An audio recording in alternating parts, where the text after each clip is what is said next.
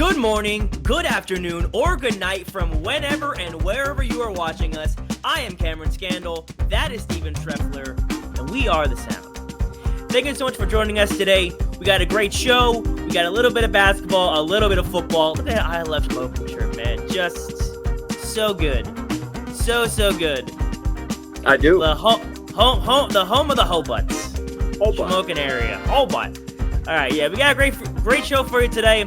Hope you guys stay with us and watch it. Without further ado, let's get right into it. Let's start talking. So, our first segment of the day, we are going to do today's top 5. Today's top 5, in case you forget, I think it's been a little bit since we did today's top 5, like 2 episodes, I think. It's been like a show. It's been a little bit, yeah. So, today's top 5, where Steve and I rank players, teams, maybe moments, whatever it is, in sports context. We have a nice little graphic to show you and a nice little ordered list. We present it and give our evidence and supporting arguments. So, for today's top 5, we have the top 5 NBA players that are 25 years old or younger. So, you can be 25 or you can be younger. Can't be over 25. 26, you're not making the cut. You're out of here. You're out of here. Let's look at... You're out of here. 26, bro. Nah, can't make it. All right, so let's look at today's top 5. So, here we have today's top 5, our top 5 players 25 years old and under. So, number 1, I think is a pretty self-explanatory and should be universally accepted, Luka Doncic of the Dallas Mavericks. 32, 9, and 8 this season on 50% shooting, first team All-NBA. He finished top 10 in MVP voting, already a proven playoff performer. He is a top 5 NBA player in general. We just presented that list last episode. The focal point of any offense, when you're getting compared to LeBron James and how you can run a team and run an offense and be a floor general in that aspect, you got to be doing something right. So without a shadow of a doubt, I think Luka should be number 1 in our top 5.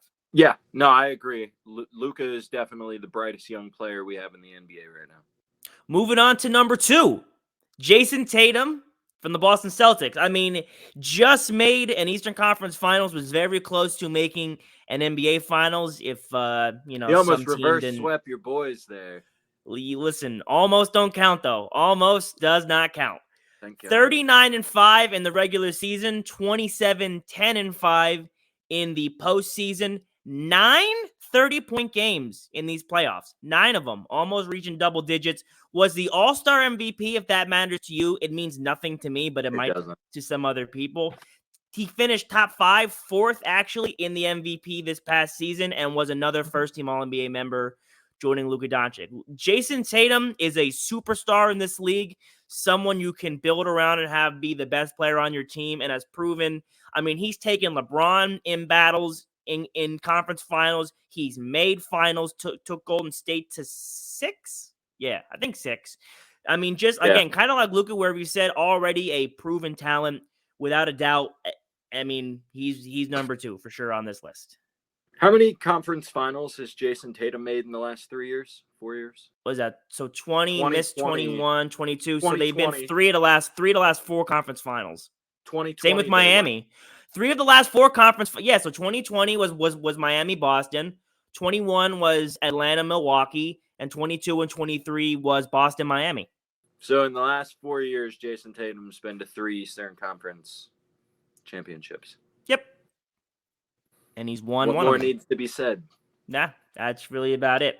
Yep, Jayson Tatum, number 2. Number 3, someone who we almost forgot about. We actually had this person off the list, and then we were like, wait a minute, what are we doing? Shay Gillis-Alexander of the Oklahoma City Thunder, our number 3 spot. 31, 5-5 in the regular season. His team did not make the playoffs.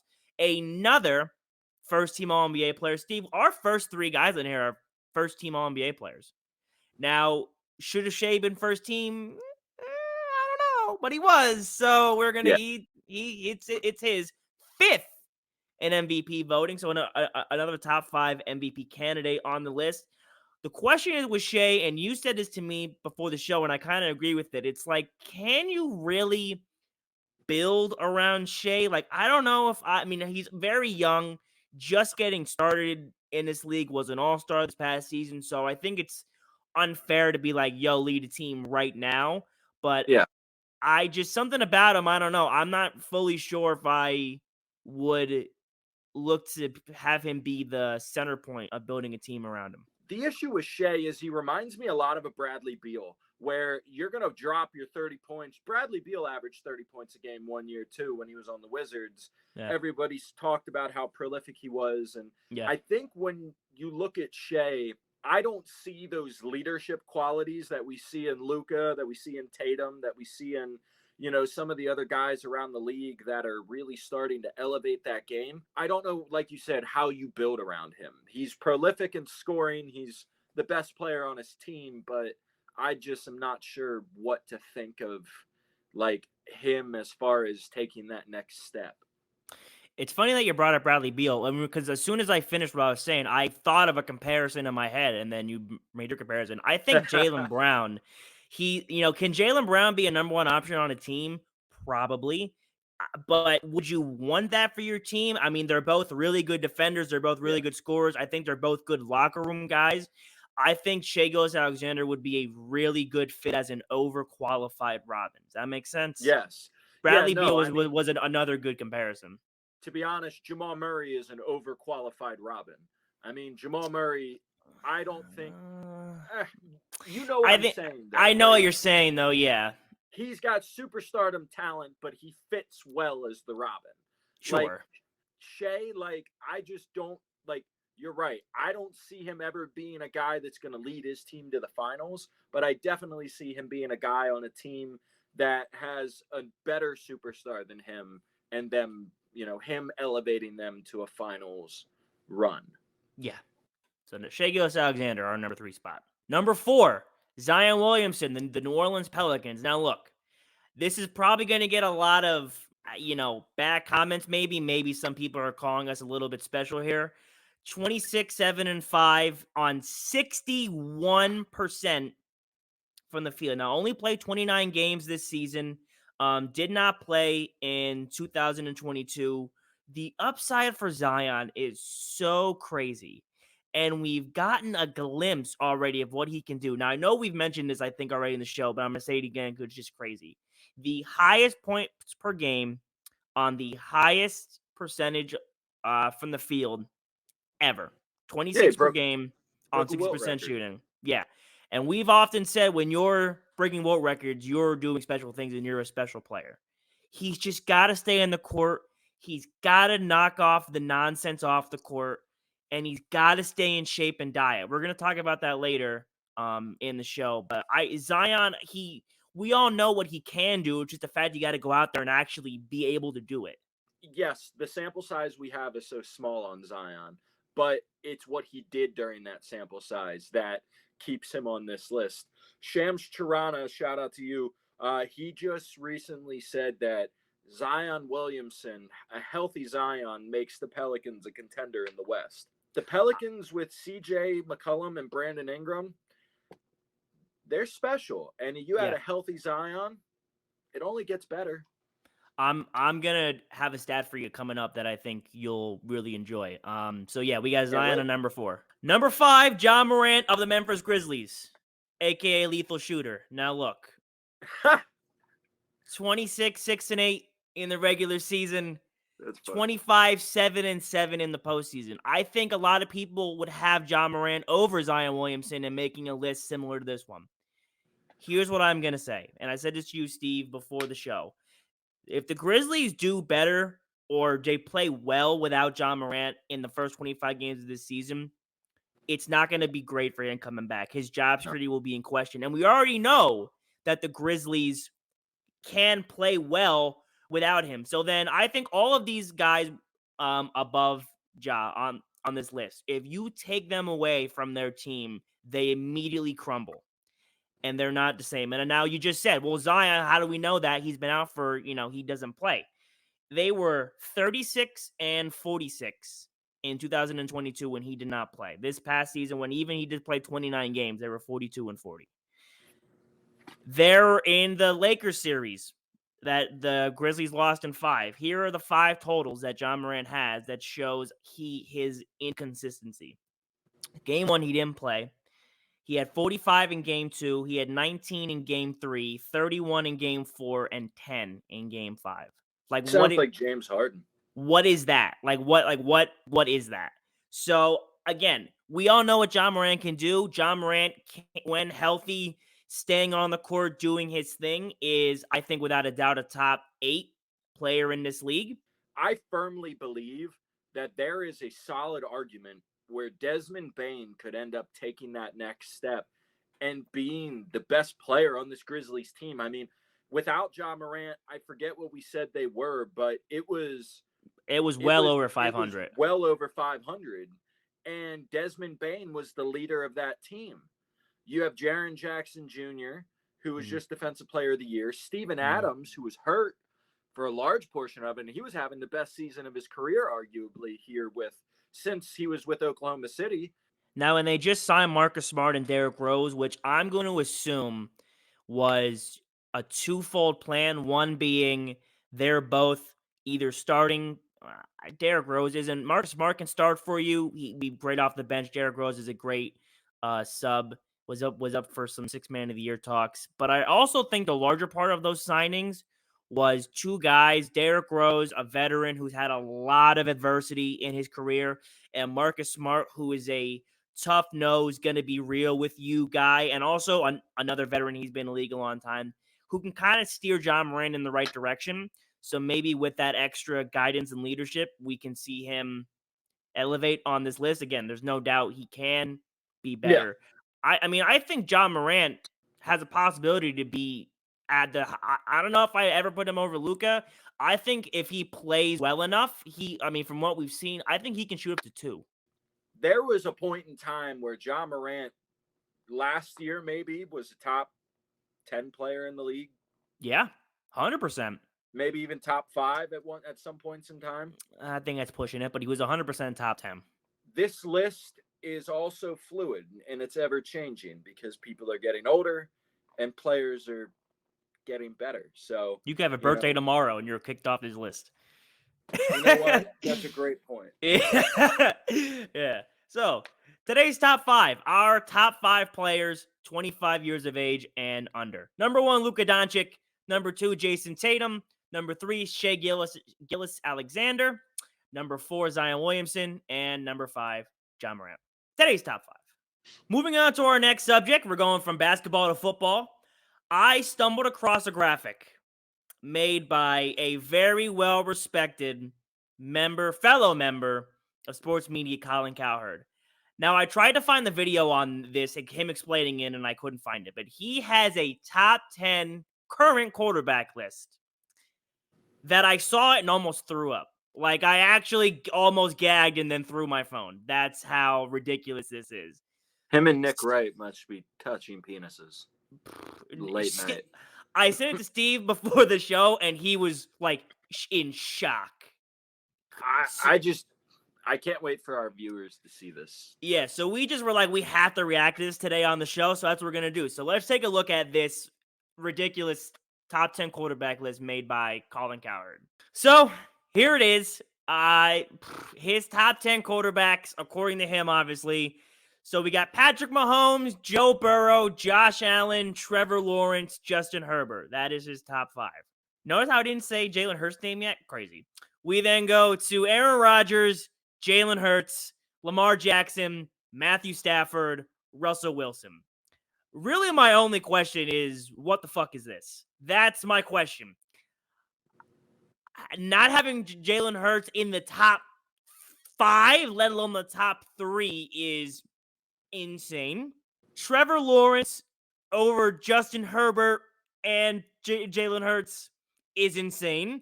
Aaron Rodgers over Jalen Hurts is insane. Matthew Stafford in the top 10. Russell Wilson in the top 10 isn't like there's so many things wrong with this list. Like, Steve, I don't even know where to start with this. Well, where you start with this list is understanding that Colin Cowherd is retarded. So Trevor Lawrence, by all accounts, is an up-and-coming quarterback. But if we're going to sit here and say that Trevor Lawrence, who lost, didn't they lose in the first round or the second round? Second round, lost to the Chiefs, better quarterback than Jalen Hurts, who took a team that I don't think anybody thought that the Eagles were going to the Super Bowl other than possibly me. Nah. Last season? Yes. They were the best. They were the best team in football for like almost the whole season. Oh, at the beginning of the year, you. I mean, no that one the thought it Eagles like were right at that kickoff, but I'm saying as the season went on. I did, and I remember Oh, telling you that the Eagles were going to be a Super Bowl contending team. But anyways, okay. so Jalen Hurts not being top 3, but let alone top 5 is disrespectful. Putting a guy like Justin Herbert below Trevor Lawrence is disrespectful. Aaron Rodgers, 4 years ago, I would have said Aaron Rodgers not being top 5 is absolutely abhorrent. Today, Aaron Rodgers being anywhere over Jalen Hurts is just wrong. And Lamar Jackson's also very low on this list for me. I think Lamar Jackson, we have him at 5. So I just don't see the argument for Lamar being as low as he is. Matt Stafford didn't even play the game of football this last year. And Russell Wilson, what are we talking about? Like, I just don't. I think Jared Goff needs to be on this list. Jared Geno Smith, who was in the MVP conversation, should be on this list over Matthew Stafford and Russell Wilson. I said Tua. I think that there's Tua. There was a lot of people that have arguments. Yeah, Stafford was hurt. Now Lamar was hurt, but he wasn't hurt. He played more than Matthew Stafford did. Lamar Jackson was in the MVP conversation before his injury. Saying Aaron Rodgers, who just came off of maybe the worst season of his career, like over Jalen Hurts, who just went to the Super Bowl and had one of the best Jalen Hurts was gonna win the MVP. And they're like, yo, Aaron Rodgers, get that guy up there. Even putting Josh Allen ahead of Jalen Hurts is mildly disrespectful. There's one correct thing on this list, and it's Mahomes at number 1. Yeah. That's it. Dude, I don't know where to go with this. It's just wrong. It's just wrong. Like, there's just so many things that are upsetting with this. Colin, you need to call us and make some explanations, bud, because there's some everyone tag Colin. Get it? We're getting him on the show. Colin needs to hear the sound. It needs to be heard. He needs to hear the sound.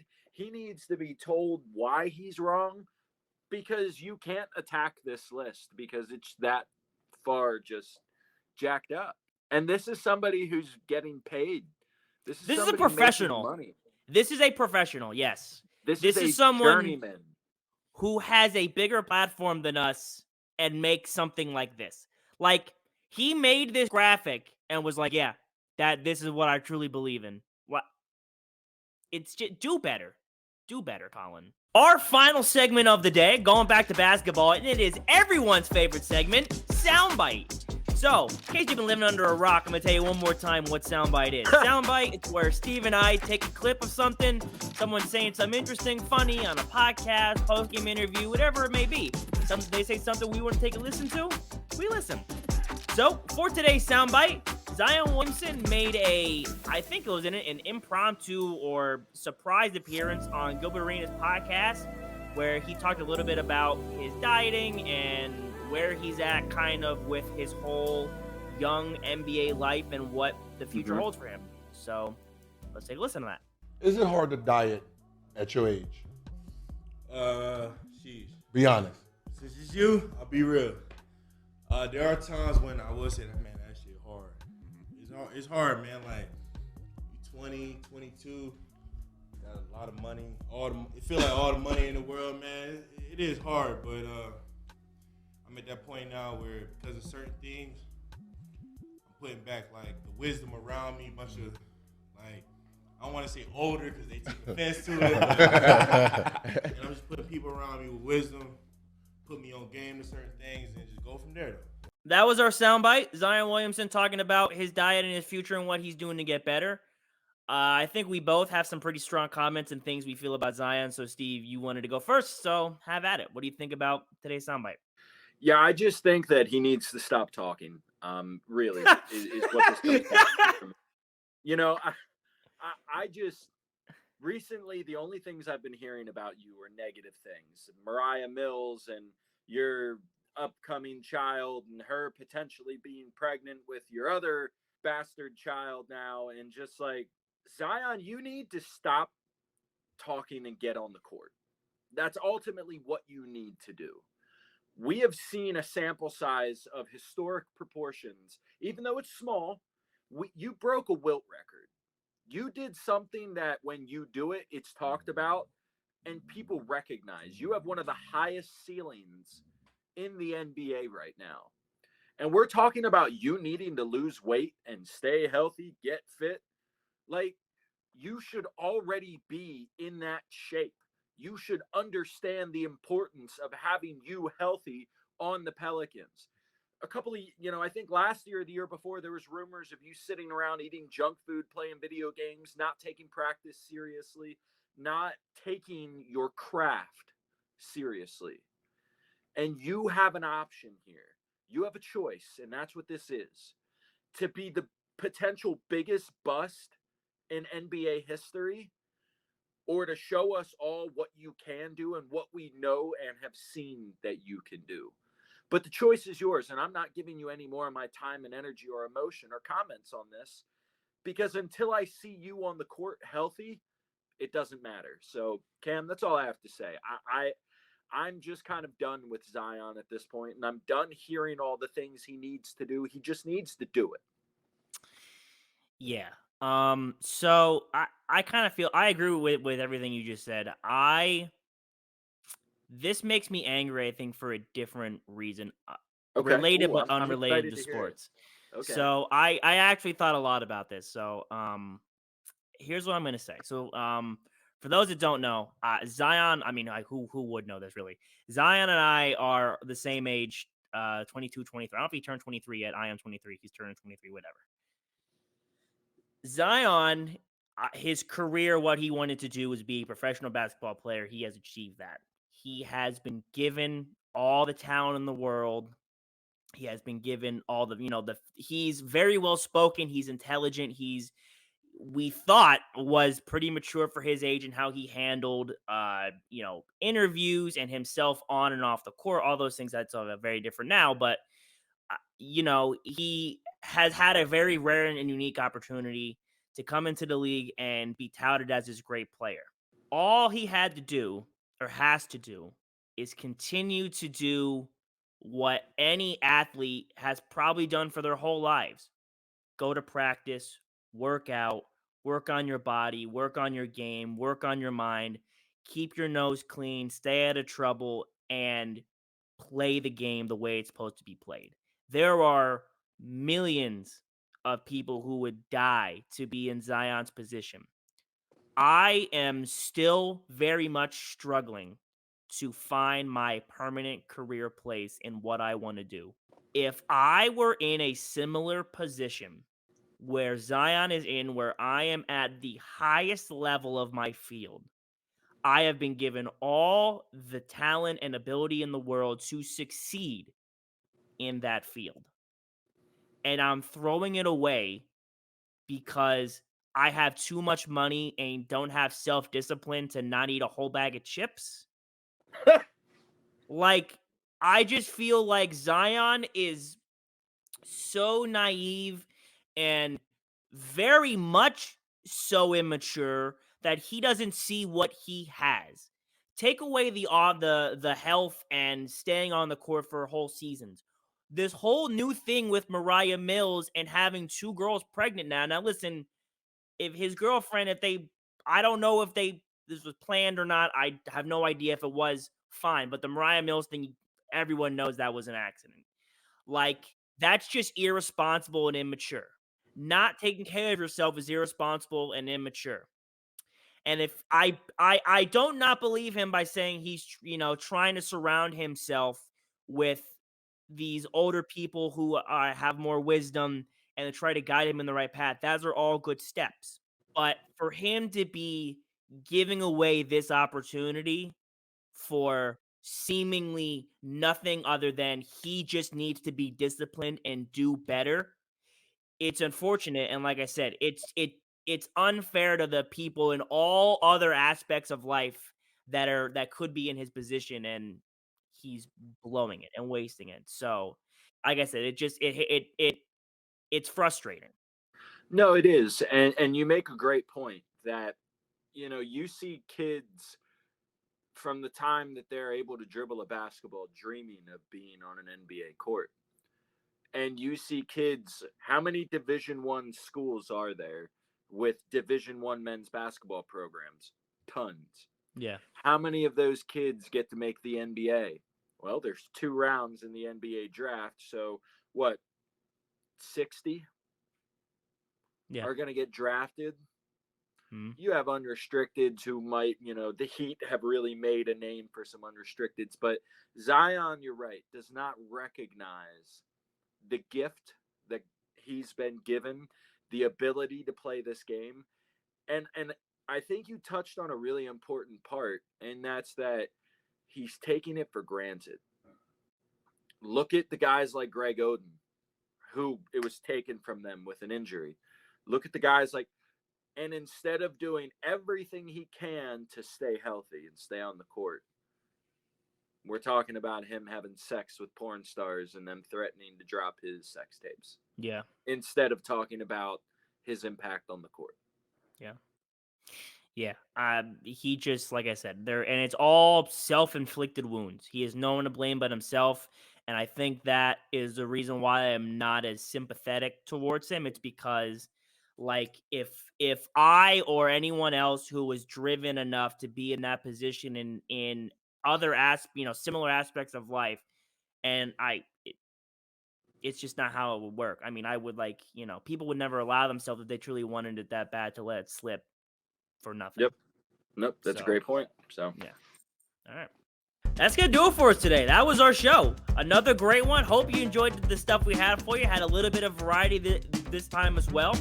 We will be back in the future. This is not the last one. Don't ever think it's the last one.